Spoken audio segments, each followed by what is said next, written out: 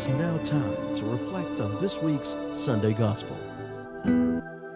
My brothers and sisters in Christ, on this third Sunday of Lent, we see Jesus in the temple, but instead of seeing his countenance wrapped in divine glory, as when he was in the desert and in the mountain, we see him very angry.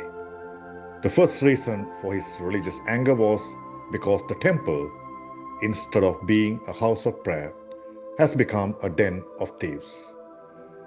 The Jews consider the Temple of Jerusalem at the center of their religious life. Every year, during Passover, they go to the temple. It is the feast that records the liberation of the people from Egypt through the saving act of Yahweh. So during this time, the temple is packed with people who have come to fulfill their obligations to God. One of these is to offer animal sacrifices. There were inspectors who would see to it that the animals, oxen, sheep, and doves, must be unblemished and of the best quality. But for obvious reasons and the ulterior motives, these inspectors would readily disapprove the animals that the pilgrims brought with them.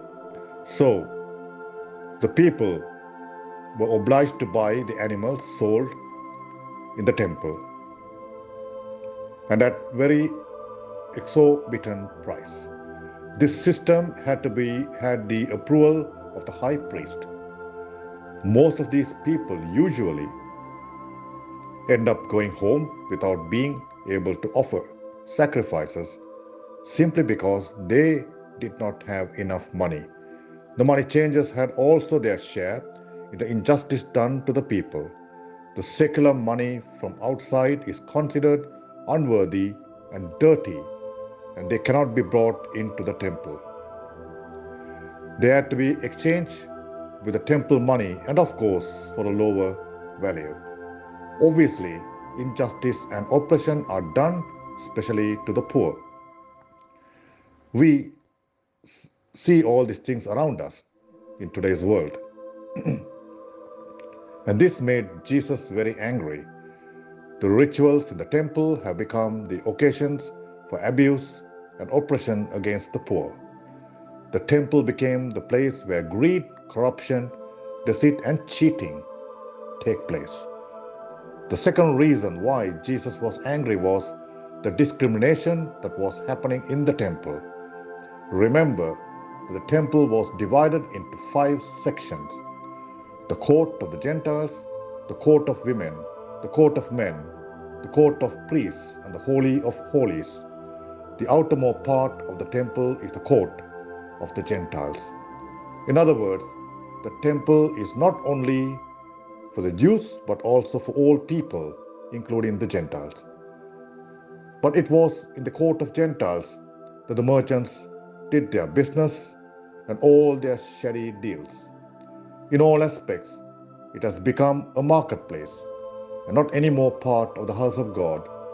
So those who come to this place to pray were effectively prevented from doing so. They were practically deprived of their chance to worship God. They are excluded from the temple worship. We all profess to be Catholics. The word Catholic means universal. It refers to the will of God that all people may be saved. He is the God not only of Jews and Christians. He is God of all peoples. He belongs to all and not only to a particular group of people. Discrimination has no room in the life of the true Christians who seriously follow the one commandment of love of God and love of fellow men, even of enemies. Finally, the challenge of Jesus to the Jewish authorities is worth considering. He said, "Destroy this temple, and in 3 days I will raise it up." The evangelist St. John was quick to explain, but he was speaking about the temple of his body. In other words, he was referring to his physical body as the temple. If God resides in the temple, so also the body of Jesus is God's temple par excellence. For he is himself the God incarnate. We can therefore certainly assume that Jesus would be equally angry at seeing people abusing and neglecting their bodies. Hence, the Gospel this Sunday is strongly reminding us to take care of our body as the temple of the Holy Spirit, according to St. Paul. Any actions that harms the physical body, such as vices, abuses, and other illicit practices, is a grave sin. If we take good care of the church building, so also we have to take care of our physical body, the temple of the Holy Spirit.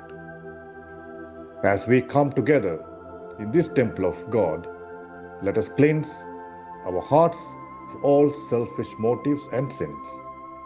May our heart be a worthy dwelling place for God, and may our acts of worship be authentic as we strive to deepen our relationship with God through our love and concern for one another.